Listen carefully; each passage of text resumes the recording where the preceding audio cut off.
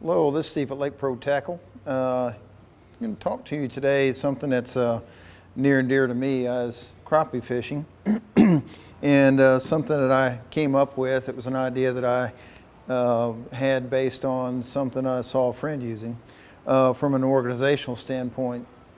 And one of the styles of fishing that I do over the winter is dock fishing. It's an easy way to fish. It's centrally located in a spot. You don't have to get the boat out or anything. You can show up, fish your dock, you're standing on a consistent platform. But one of the things that you have a problem with is where to put all your equipment. So I saw a friend of mine come up with an apron style strapping system that he put on a bucket. It acted as a rod holder and an equipment holder. So I decided to come up with something a little more simple. This is the setup I've been using for a couple of years. As you can see, obviously your fish go in the bucket. I have my easy checker tied to the side there. And then it acts as a rod holder on the peripheral. So it works good. So we're going to build one today for Robbie. I got him into dock fishing. So we've got a bucket here and all the equipment. All this stuff can be found at a local hardware store, a well-stocked hardware store. So we'll go over some of the things that you're going to need. Any bucket will do, just a 5-gallon bucket. And these straps that you see, it's 1.5 inch velcro. You can buy it by the roll, just like that. It's good, strong stuff. Also, you're going to need some 3/4 inch velcro as well. And I'll show you where all that goes. But first things first, it needs a base. You see that the rod actually sits on a base, and the strap here, most of these buckets are tapered, so that strap wants to stay on the bottom, but it will come off the bottom if you don't have a base. So the base actually acts as a two-part. It acts for a rod stop, and it also keeps the strap from popping off the bottom of the bucket. This is actually just a piece of plywood that I got. It's just some birch plywood. I think they probably classify that 1/4 inch. I have a laser cutting machine from my woodworking business that I cut this out. It is about 13-inch diameter, which is about the right size lip for that. You can use anything you want, any kind of material. I do have a 1/4 inch hole in the center of it. If you want to use a plastic or anything else that you can come up with to use for a base, it works and works fine. You do have to drill a hole in your bucket. It's not that big a deal.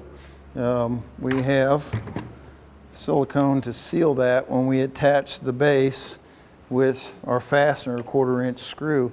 Use the 100% silicone because it will set up firm and it won't be affected by water. But anyway, one thing that you do need is a flat-headed style screw like this one.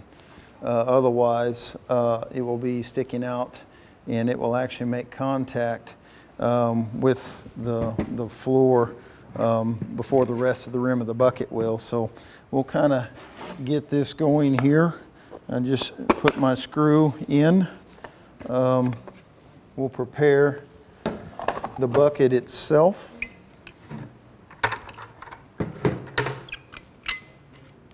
Just a caulking gun. Almost everybody has a caulking gun. And just form somewhat of a seal here. And you can use as much of this stuff as you want. It's really not that big a deal. We just need to reseal that hole in the bucket.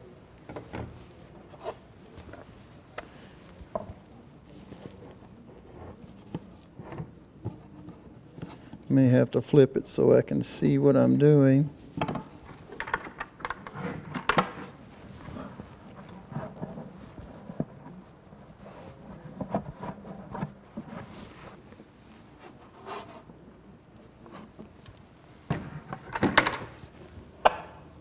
Guess that's a bad thing about covering that up where you can't see where you're at. It's not like my depth perception's any good anymore either.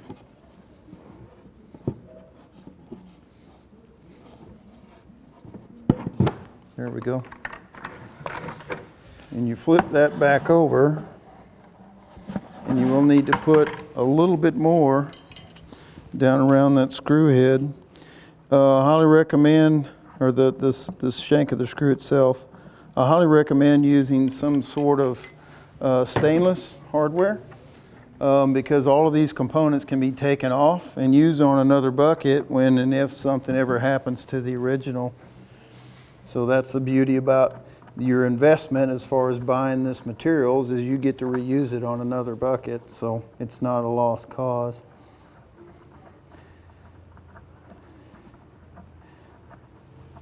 And we'll take and tighten this up, and you want to cinch it up fairly tight, because it will draw in the center of that base and keep that screw head even further away from the floor. So we don't want it to pirouette on the floor itself. We want it to sit flat.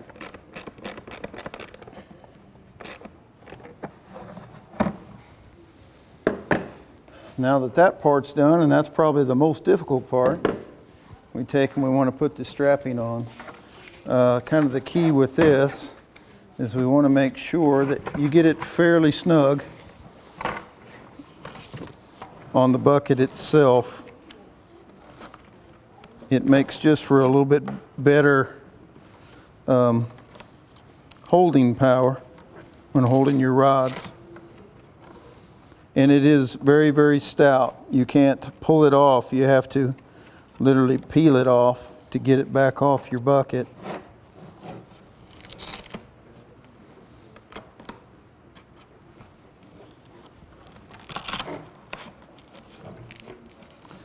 It's the bottom.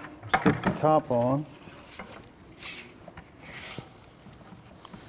And almost all of these buckets have some sort of a lip design, and that 1.5 inches sits very, very nicely in that. And like I say, when you cinch it on there pretty tight, it's not going anywhere. And then we'll start just forming our loops. I have 5 of these cut, and that seems to be about right, evenly spaced around the bucket.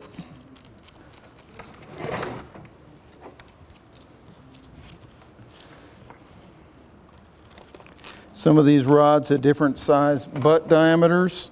So if you're using a rod that actually has a large one, you might have to use some of these pieces. They're about 6 to 7 inches long. You might have to use one that's a little longer if you have large butts on your rods.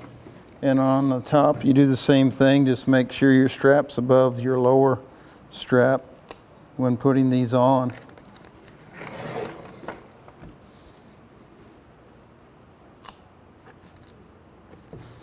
And obviously, all these can be moved anywhere you want. These straps do spin on here, and you can pull these off and place them wherever it is you feel like it.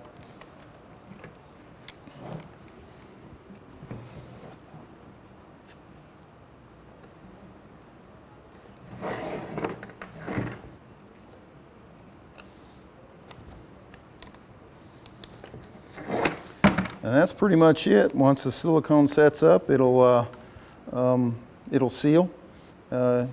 Use it, fill it full of water, be ready to catch your fish, and then obviously have your rod holders in place. So it's just a good, effective way if you like to do bank fishing. Same thing. You take it with you, traveling to and from your spots. There's your tackle bag. Yeah, I always bring a thermos and maybe a little bit of food. If I'm catching fish, I won't be hungry.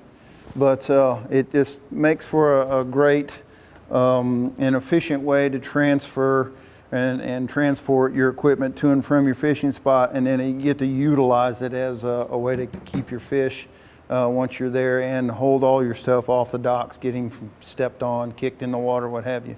So that's pretty much it. If you have any questions, you can always contact us via the website. Well, we look forward to seeing you.